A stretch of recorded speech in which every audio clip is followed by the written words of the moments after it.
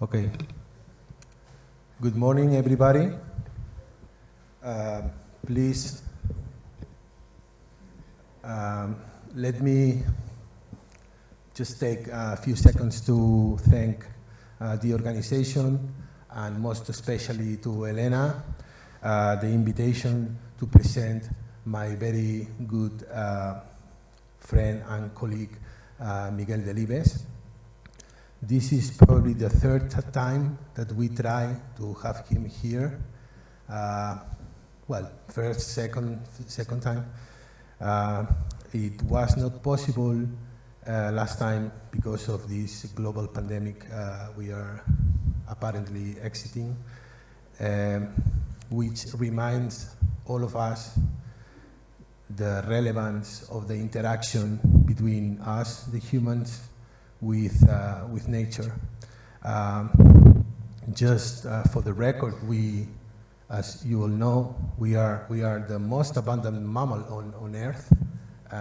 We are very abundant and very widespread, and we interact with ecosystems on a way that understanding the factors and processes of our subsistence in those ecosystems is key.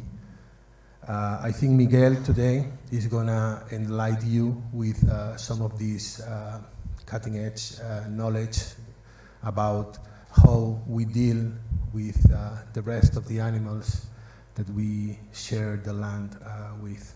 So I just let you with Miguel and his words, and I hope you enjoy the talk. Thank you, Juancho. I'm sure all of you have noticed that Juancho is a very good friend of me, so his words are very welcome. I would like also to thank the organizers for inviting me, and in particular Elena Hidalgo, who has pushed very hard for me being here. Thanks, at the end I'm here and I'm very happy for this. It's a big pleasure for me being here, sharing this talk with you, and particularly because there are many people and many young people, and this is, I think this is a success of the conference and of the organizers. I'm going to talk about conflicts, and my key message is just what you can see in the title, that conflicts are per nature complex. I will try to transmit only a few key messages, but I will support these messages with many different examples, as you will see during the talk. But what is important talking about conflicts? Conflicts are intrinsic to human beings. We are conflictive per nature, but human-wildlife conflicts are harmful for both people and wildlife. This is something obvious for you. You know that, for example, this case of the wolf can impact the human livelihood and well-being, but also humans can kill animals like the wolf.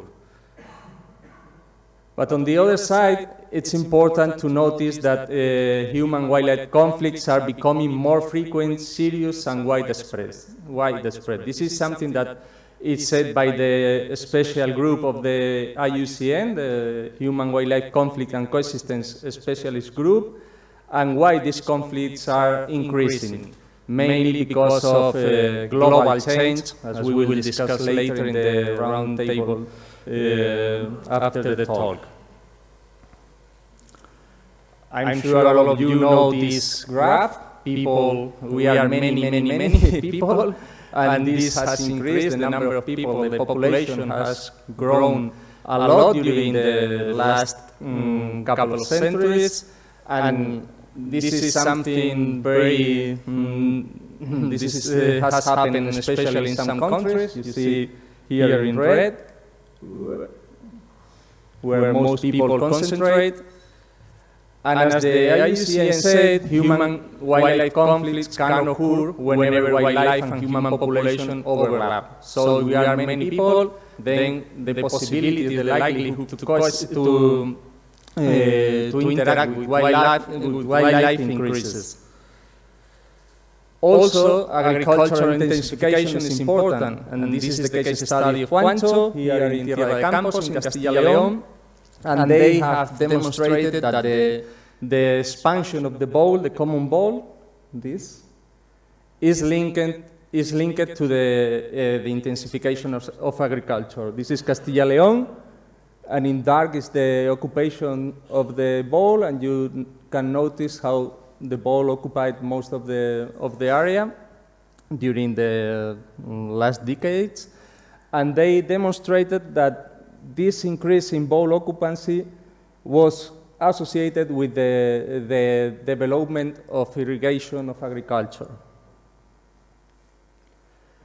What happened with this expansion of the bowl? That this led to intensive conflicts because farmers complained. This is demonstrations of farmers just complaining to the government, to the regional government, and they were allowed to use poisoning. This poisoning also affected to many other wildlife species, and so conservation NGOs complained because of the use of the poisoning, and the conflicts were very, very, very intensive some years ago. So agriculture intensification led to these conflicts between hunters, farmers, and also conservationists in the area. But to start with this topic, I would like to show you what human-wildlife conflicts are, because there is some confusion even in the scientific literature about the term. And it's very common that we misunderstand between human-wildlife conflicts and wildlife impacts. This is a very good paper in which Peterson and collaborators review the other publications about the term that used the term human-wildlife conflicts. They found just a little bit old, between 2004 and 2008, and they found 300 papers talking about the topics. And what they found is that most of those papers dealt with impacts and not conflict. You can see impacts like animal damage to crops, animal damage to livestock, animal damage to gardens or whatever. And only 4% of the papers studied conflicts, not impacts. But what do we understand with wildlife impacts? Wildlife impacts occur when wildlife negatively impacts the well-being or livelihood of people or biodiversity. Just wildlife is everything that wildlife impact is everything that wildlife do and we dislike. You can see here, and I think with this table you will understand better the difference between impact and conflict. Here are the conflicts. Here are the damage, the impact, the species involved, and the stakeholders involved in the conflicts. For example, depredation on livestock, as we said before with the case of the wolf, involve carnivores like the wolf,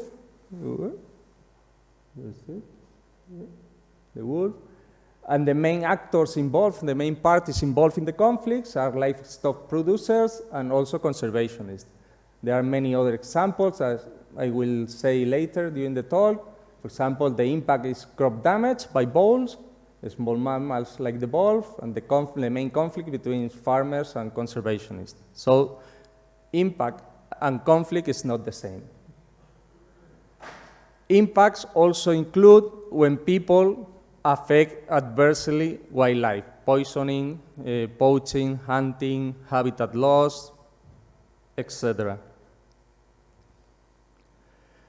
But so I wanted to show you a definition of what human-wildlife conflicts are, and I rely on the definition of the IUCN, which says that human-wildlife conflicts are struggles that emerge when the present or behavior of wildlife poses actual or perceived direct and recurring threat to human interest or needs, leading to disagreements between groups of people and negative impacts on people and or wildlife. As you can see, this is a key message of the definition that conflicts take place between people, okay? This is very important because we move from wildlife impacts, the interaction between the wildlife species and the farmer in this case, we move to conflicts between people, okay? This is human conflicts over wildlife in reality.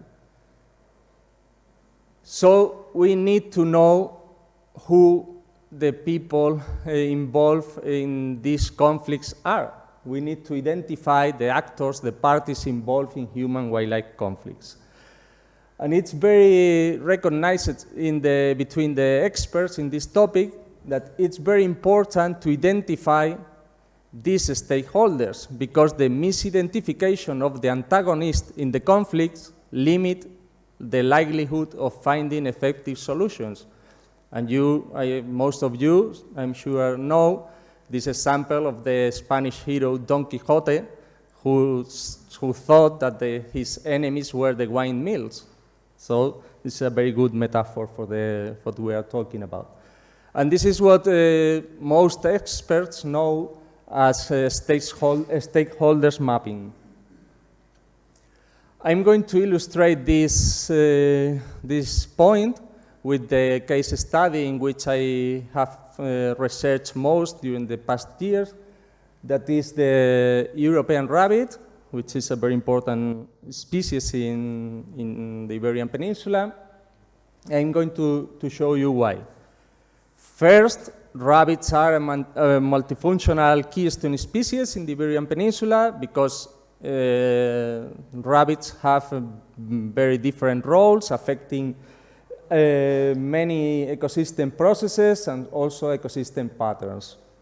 For example, the best known role of the rabbits in the ecosystem is that the rabbit is prey of at least 30 predators. You can see here a list.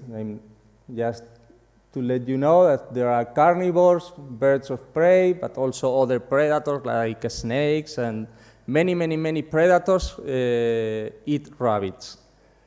And these predators include two key species in Spain, which are the Iberian lynx and the Spanish imperial eagle. So rabbits are ecologically very important.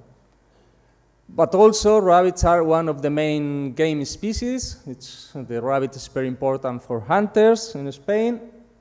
This is the number of rabbits hunted in Spain during the last 20-30 years. You can see some peaks and some drops because of pandemics, rabbit diseases, but the key message here is that at least or an average of 4 or 5 million rabbits are killed by hunters every year in Spain. This is a huge number, okay? But also rabbits can cause crop damage, and this is something that is growing in Spain in this map. It's a relatively recent study that we demonstrate that the areas favorable for rabbit damage to crops were widespread in Spain. These are in reds in the south, in farmland areas, obviously, here in the center, but also in Castilla y León, there are areas favorable for the rabbits damaging crops. So,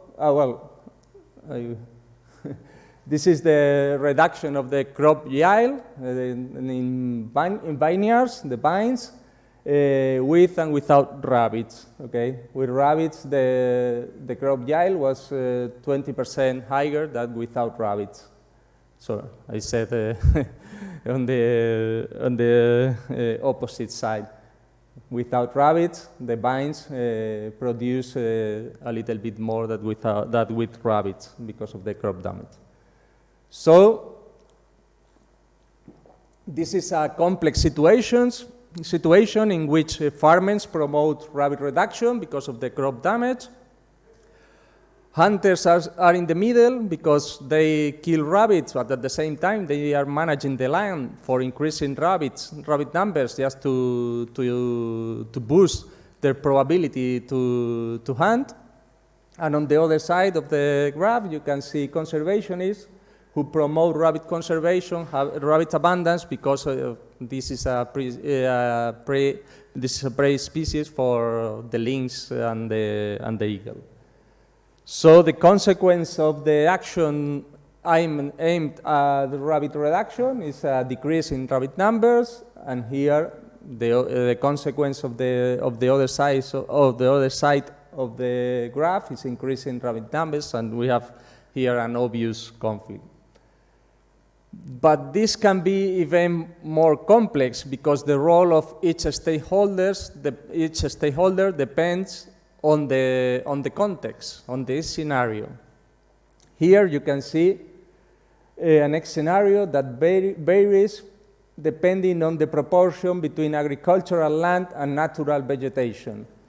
In forests, for example, natural vegetation, the number of rabbits are often low because they don't find food, they don't find pastures or crops. The number of predators is medium to high, and we don't have crop damage because there is no farming. So in this scenario, the conflict occurs between hunters and conservationists. Hunters want to kill rabbits, and conservationists want to promote rabbits because of this presence of endangered predators. On the other hand, here, where agricultural land predominates, we have increase in rabbit population. They need croplands for feeding, but they also need some natural vegetation just to hide, just to cover. The likelihood to have crop damage is high here, and the number of predators is often low because these are very intensified landscape. So here the conflict is mostly between farmers and hunters. And in the middle, we have all the actors involved because we can have high rabbit numbers in agroforestry areas. We can have a relatively high intensity of crop damage, and the presence of predator is very possible. So, as I said, this is very complex. In addition, there are other parties involved in the conflicts. We have the governments. The governments interact with the other parties, and we have also scientists. I will talk later about the role of scientists in the conflicts, but there is also an interaction between scientists and other parties. But this is even a simplification of the reality, because within every party, we have different people. For example, in the government, we have European governments, national government, regional governments, farming departments, environmental departments, or in the farmers, we have syndicates, associations, regular farmers. Even in the hunters, we have association, game managers, gamekeepers, regular hunters. So there are many more people involved in the conflicts than just saying hunters, farmers, and conservationists.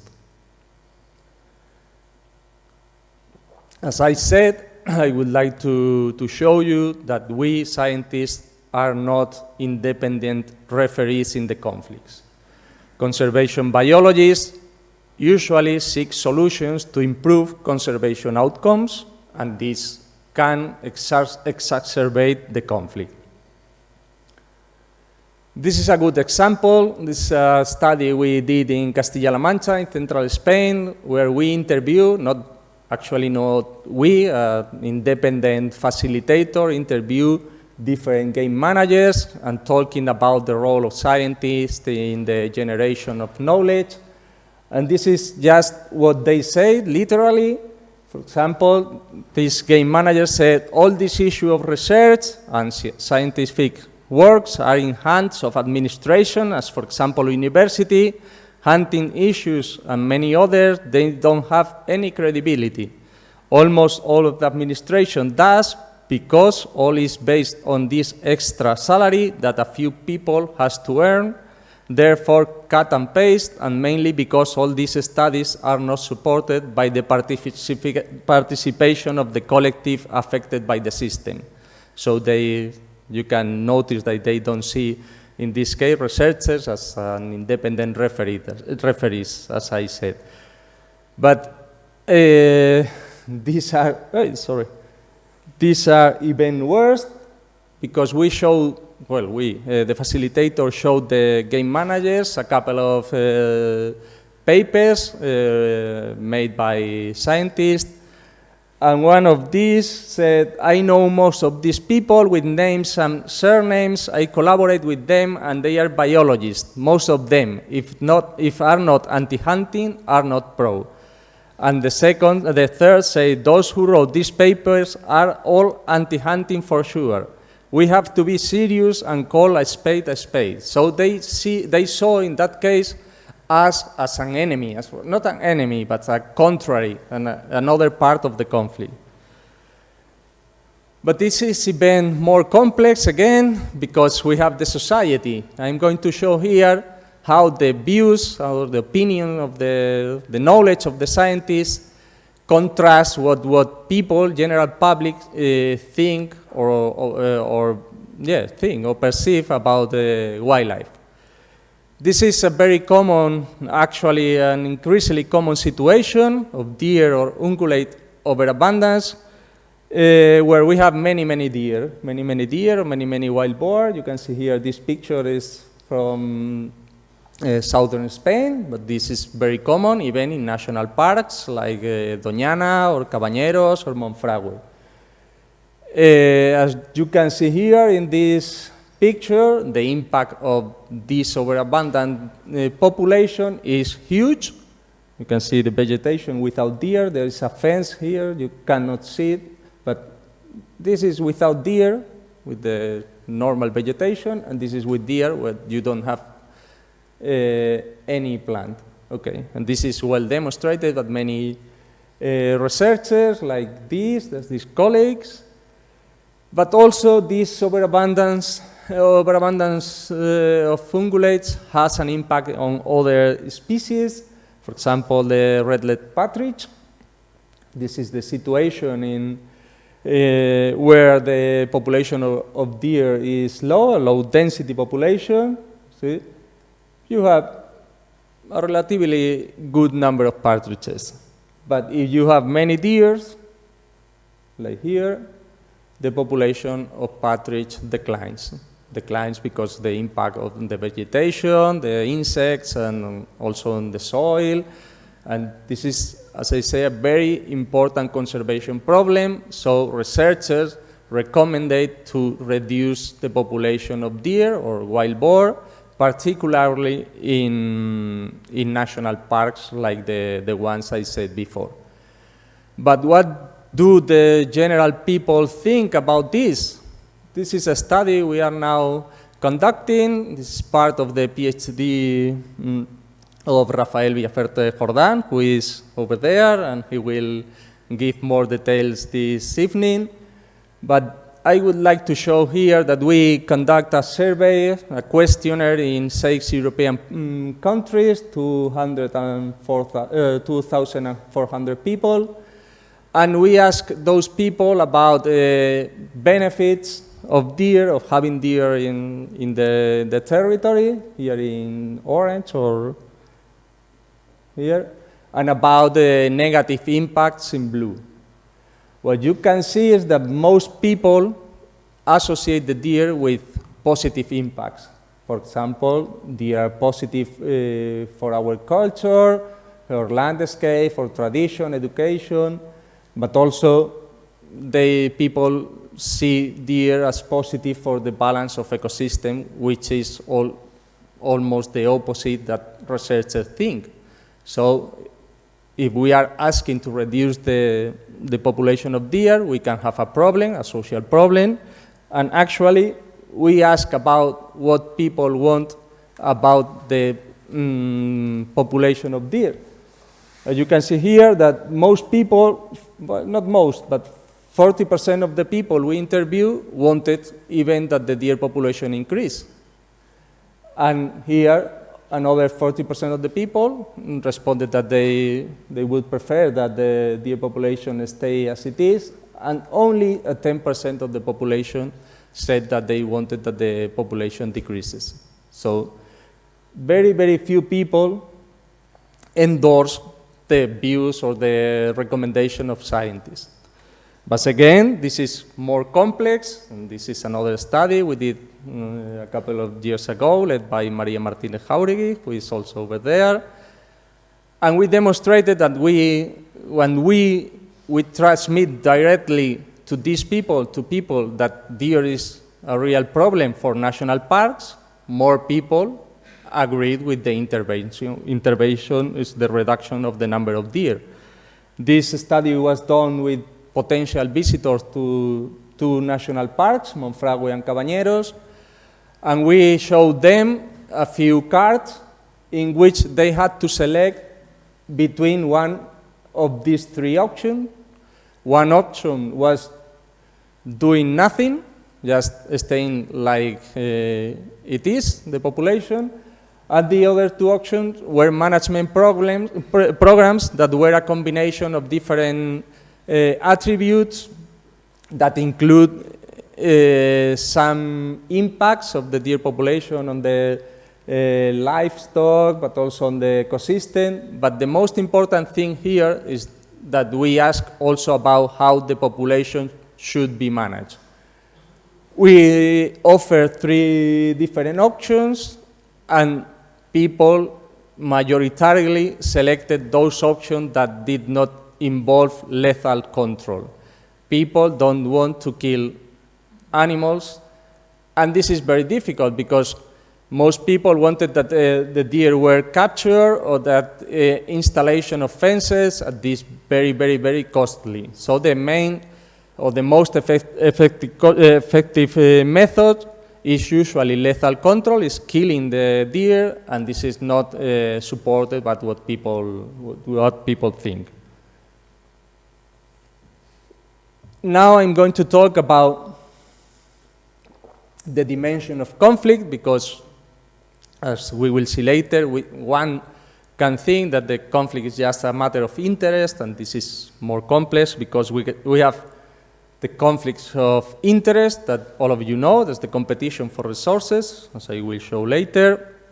But also, beliefs are important. Beliefs are differences over what is right or wrong, or how the world should be.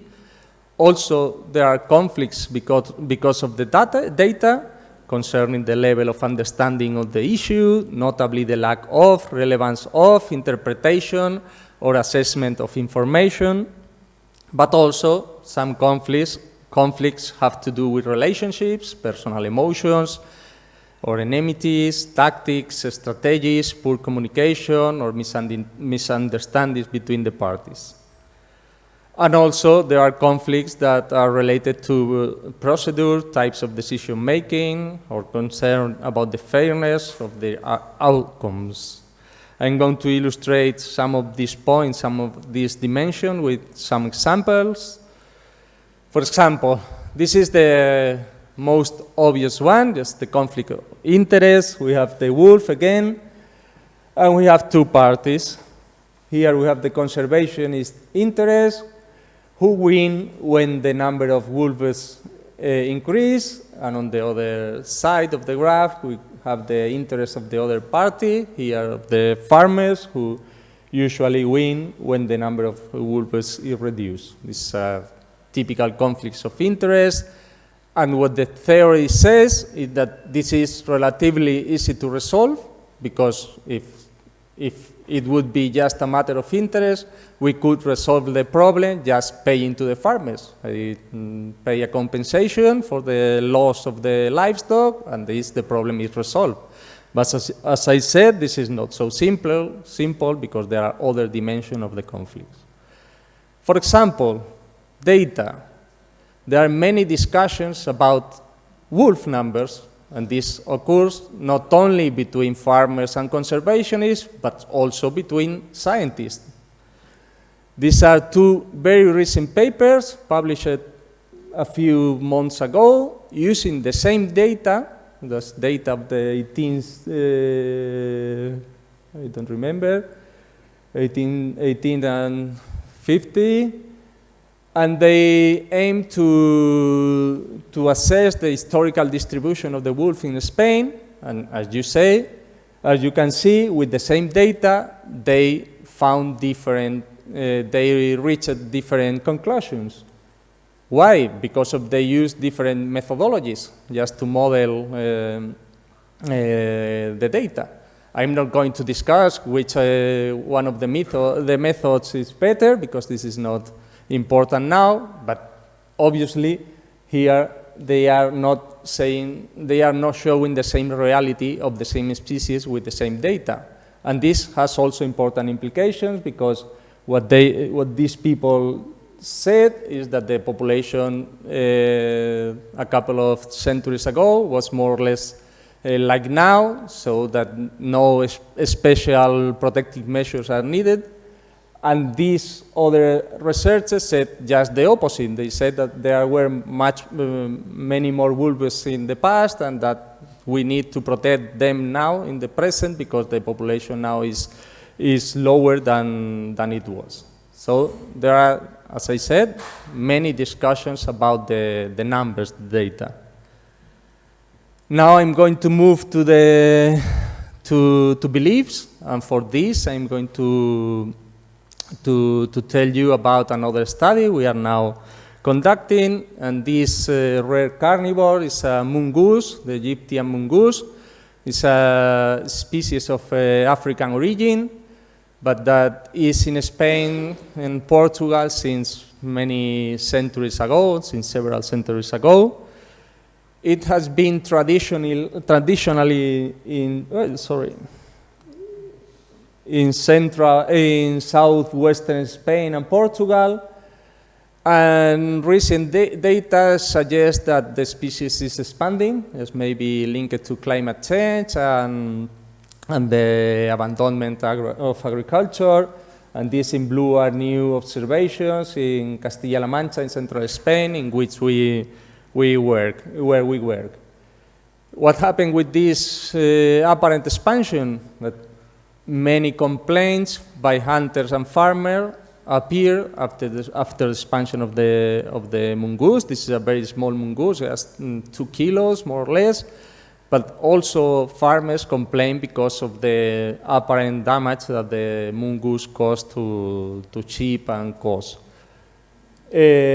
So what we tried to do was just surveying the opinion of hunters and non-hunters, including urban and rural people in Castilla-La Mancha, in the region of central Spain, just to know what their beliefs were. This is a relatively complex graph, but what this shows is a conflict index. These are the beliefs. I will read now because they're a little bit small for you. The bubbles show the opinion or the agreement of the hunters here, rural population and urban population, with these beliefs. And above the line, they were in agreement, and below the line, they were in disagreement. There are two colors, red and blue, because we differentiated between those people who were able to identify the mongoose, just showing some pictures, and those people that were not able to identify the mongoose, but this is not important now. What I want you to notice is that these beliefs had to do with benefits associated with the mongoose. What I want you to notice is that the general public, both rural and urban people, are always, in all graphs, here, and here, are always above the line, and the hunters are always below the line. Okay? So the beliefs were completely different. For example, the first one was the occurrence of the Egyptian mongoose increases the tourism in the tourism in nature. Totally disagree here. You can see the average, so they were totally in disagreement, the hunters. The second has to do with the prey population. It says the occurrence of Egyptian mongoose keeps prey species population in balance. In disagreement, hunters again, and in agreement, the non-hunters. The occurrence of Egyptian mongoose contributes to the conservation of biodiversity. Again, hunters in disagreement, non-hunters in agreement. And finally, the occurrence of the Egyptian mongoose supports the conservation of biodiversity. It's more or less the same, but again, the pattern is similar. So beliefs matters. But even below beliefs are values. Values are mental constructs that are built at the beginning of the life, of everyone's life, and are very difficult to change. And values are the antecedent of behaviors. I really like this metaphor because what we see is behavior. People behaviors are visible to everyone. You can see people killing wolves, we can see wolves killing livestock. This is the behavior what we see. But below these behaviors, we have the behavioral intention, the attitudes are norms, value orientation, and at the end, values. So the values we have influence behaviors and ultimately influence conflicts. I will show you this. Oh, well, before that, I wanted to explain you that there are two main orientations, value orientation. One is called domination, and the other one is called mutualism. This is very well demonstrated since many years ago, maybe in the US, but also in Europe. The domination orientation include people with values and who say that wildlife are subordinate to humans, wildlife are and tend to be used by for human benefit, and eliminate animals that threaten life or property. This would be people who would be more in agreement with the reduction of the deer, as I say before. In contrast, mutualist orientation is characterized by the belief that wildlife should have rights like humans, so the humans are very close to animals. In that case, wildlife are part of one social family, one social community, and they are closer to provide legal protection for animals. This also is linked to, in the case of domination, is linked to economy, human interest, and private property rights. And in contrast, in the case of mutualism, is linked to wildlife population decline, habitat protection, or equal treatment of interest group. People with domination orientation are closer to eliminate predator, to provide public access, or to provide hunting and fishing, and the opposite happens with people with mutualist orientation. This is important because this value orientation is very influence a lot our position in the conflicts. And to illustrate this, I'm going to tell you about a global survey we are now conducting with researchers of more than 30 countries. We have collected the opinion of near to 20,000 participants, as I say, in 30 countries, not only in America and Europe, but also in China more recently, and also in Australia. And we have noticed is that southern countries, both in America and in Europe, are more mutualist than northern countries. In general, the percentage of mutualists is very high. This is 80%.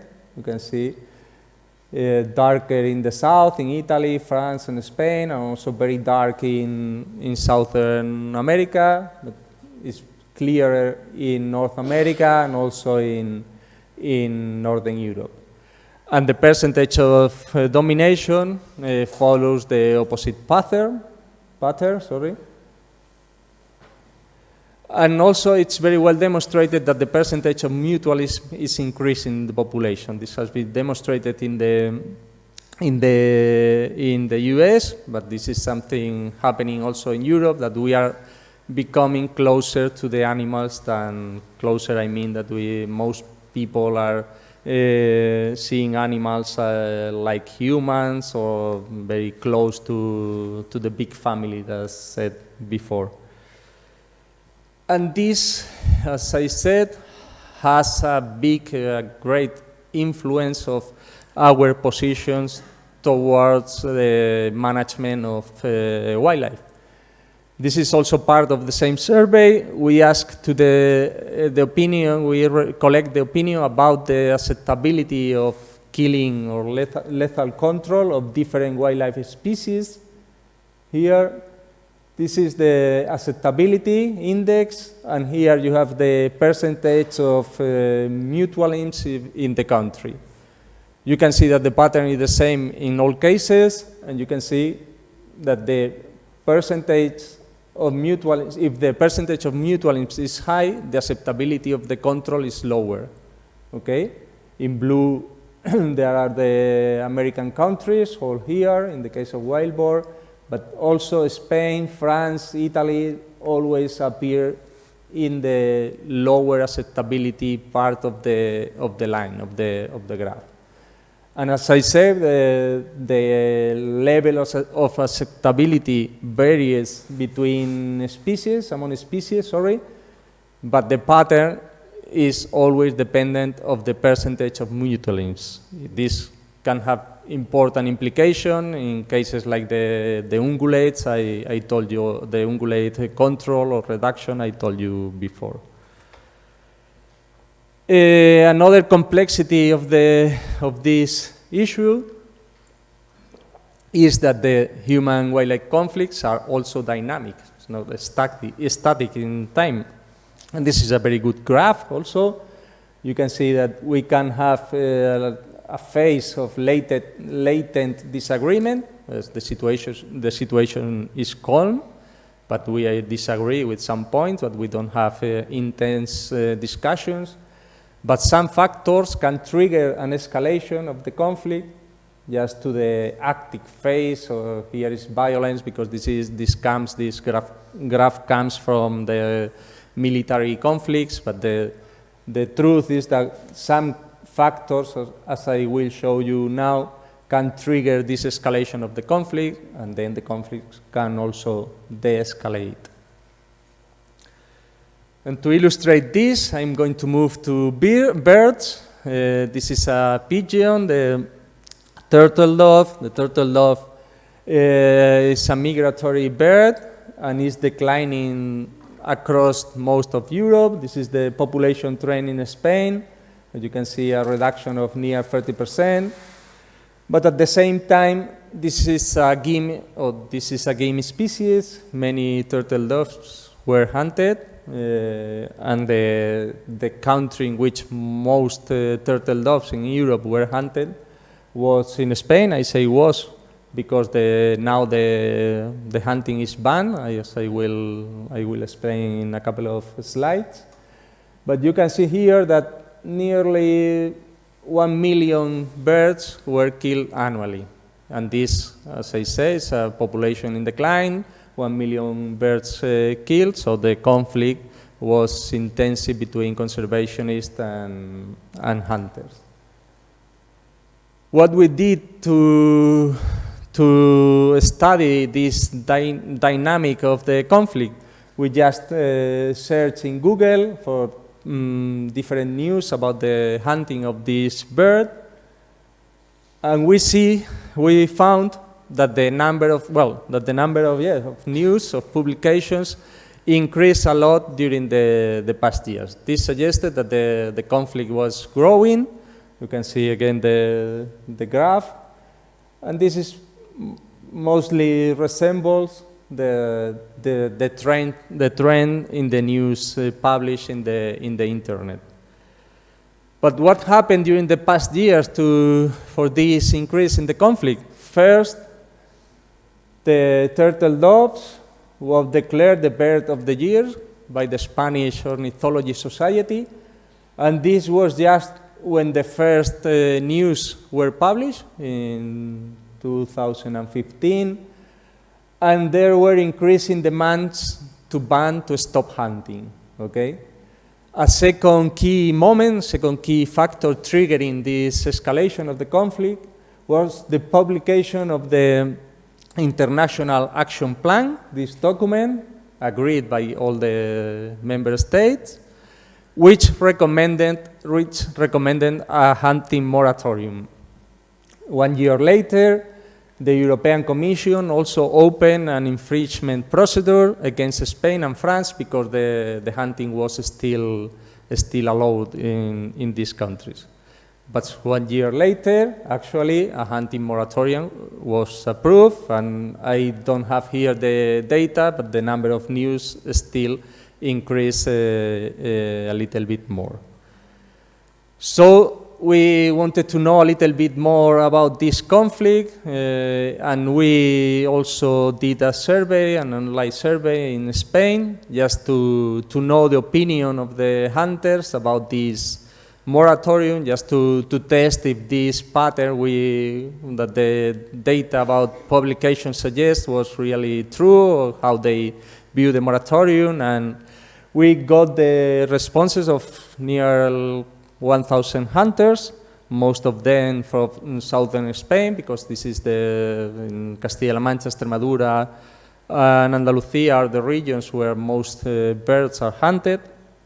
And we are now analyzing the data, but I can show you here the level of agreement with some statements. For example, when we ask them about the moratorium of turtle dove hunting is based on scientific and technical criteria, you can see here that most of them disagree. So 300 and 200, so more than half of the sample disagree with this decision was based on technical criteria. But more worryingly, when we ask about the moratorium of turtle dove hunting is influenced by ideological position, nearly all of them agree, sorry. So you can see 400 and 2/3 of the sample agree that this was influenced by ideological position, that this is behind general prohibition of hunting and things like that. So in fact, or in truth, the conflict is escalating because of this top-down decision.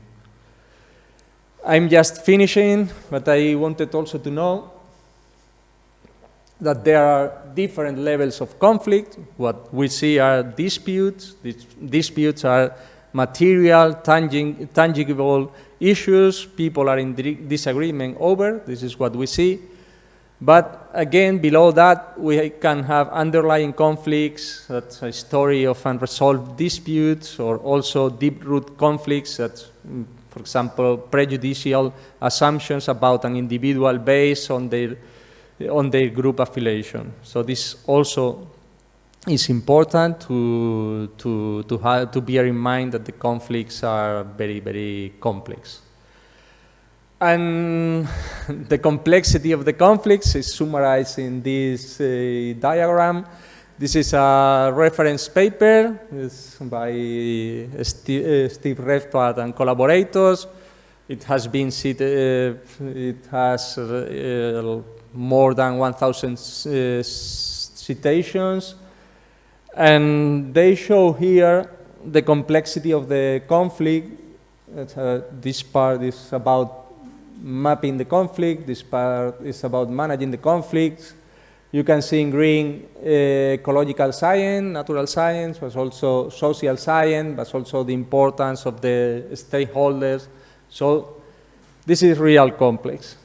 I'm not going to talk about the solutions, which would be a topic for another talk, but I wanted to say you that complex problems often require complex solutions. This is very obvious, but sometimes we ignore this. And actually, I want to end with this statement of the IUCN, and with this picture I like a lot. And the IUCN say that achieving coexistence ideally requires agreement or at least cooperation between stakeholders over how to manage a situation. We need that all people sit together, discuss, talk with calm, and ideally with more women than here, but talking is how we can achieve real coexistence. Finally, take home, as I said at the beginning of the talk, I just wanted to show you very few key messages, and I'm summarized here in this slide. Human-wildlife conflicts are harmful both for human and wildlife, are becoming more frequent and widespread, likely because of global change. Typically emerge from impacts, wildlife impacts, but remember that impacts and conflicts are not the same. Conflicts occur among people, group of people over wildlife, but always people, different groups of people, different parties are involved. Understanding the positions, the roles of these people, of these parties, these stakeholders is essential. Conflicts have multiple dimensions: interests, beliefs, values, data, relationships, and others. Are dynamic, different phases depend on variable and often as uncertain factors, as I show you in the case of the turtle dove. There are different levels of conflicts, disputes, underlying conflicts, deep-root conflicts, and finally, generally require complex solutions that ideally involve all the parties. And thank you very much.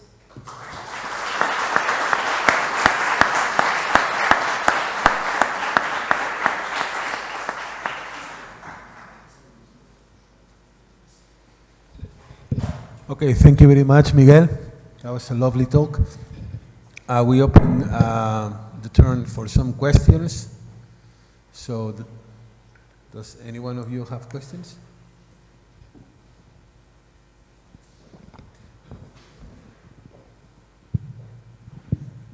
Hi, good morning, everyone. Thank you for your talk. It was really, really interesting. I wonder why this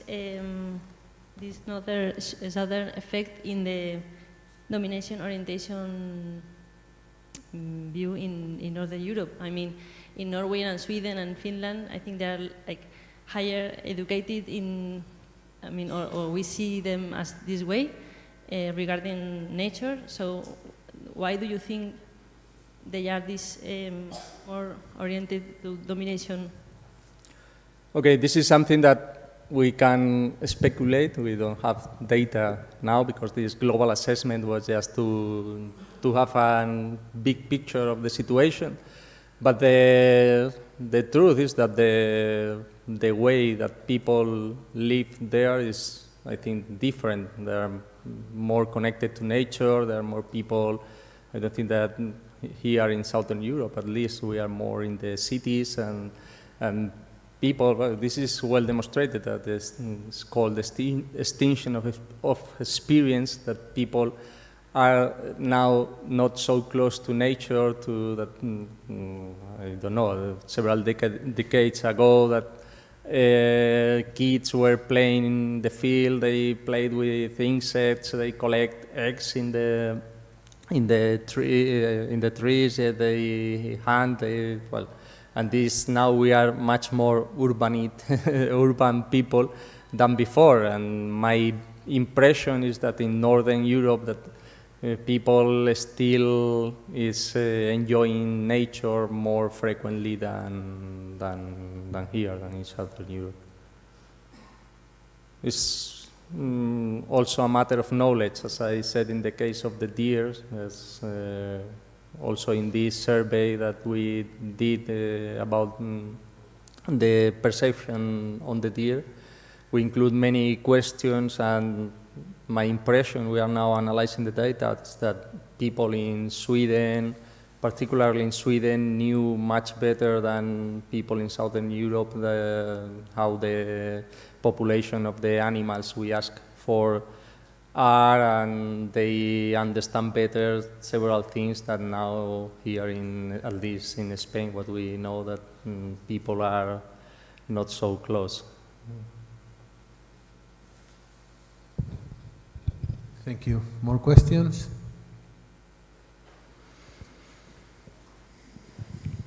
Thank you, Miguel, for your interesting presentation. You talked about solutions, but I would like that you extend on it a little bit more, that what are the solutions, because what we see in the past is a similar pattern, that most of the time what happened that the conservationist or scientists or whatever you call them, like one group that is recommending more scientific approach, whereas the society always is going to see a more economic and social angle of the problem, because that is what interests them. So how can these both parties come together and talk out the solution? As you said, that is very complex. I totally agree. But what do you think can be a solution? Well, yes, very complex, and as I said, we could dedicate one talk, a specific talk to solutions, because what is clear is that solutions are context dependent. This is the first thing that we cannot ignore. I mean that there are problems between farming and conservation of wolves, for example, in Europe, in America, but solutions are going to be relatively different between what we need here in Castilla-León and also what we need, what would need in Sweden or now in the Netherlands, for example, where wolves are arriving. So solutions depend on each case study, and this is very well demonstrated. There is a very recent paper on big cats, large cats, what says it's just this.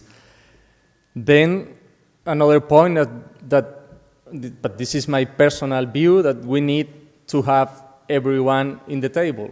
Yes, this includes conservationists, but also the other parts, because this is also well demonstrated that top-down solutions, if you impositions, usually triggers the escalation of the conflict. So we need to listen the opinion of everyone.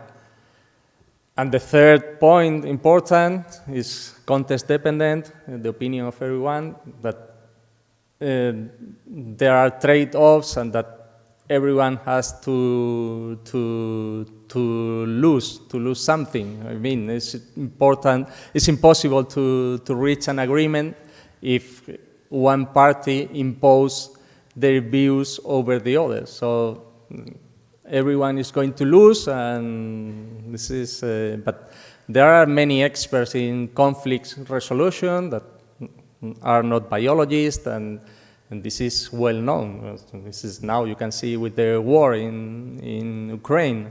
There's a big conflict, and there are people trained in this resolution. You need to have the parties in the table, but you need people with expertise in the conflict resolution, and this is something that is very unusual, as far as I know, in wildlife conflicts.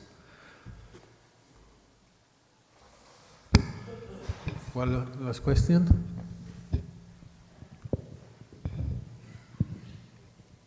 And what do you think? How important is, from your point of view, the resources, the amount of money you have to solve the conflict? Sorry? The amount of money you, in a situation, you have to solve the conflict. As I say, and this is well studied in large carnivores, that compensation schemes with money are important, but are not the only solution. You can pay the damage, but the farmer is going to complain because, as I say, there are deep-rooted conflicts, there are underlying conflicts, and there are disagreements below this money. So maybe the situation is going to get calmer, but not solved.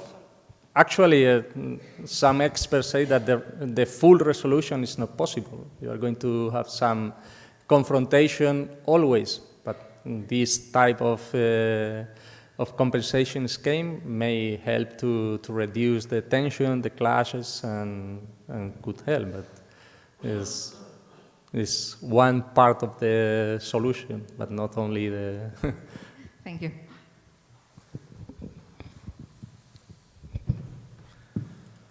More? Okay. Thank you very much, Miguel. Thank you. Thank you.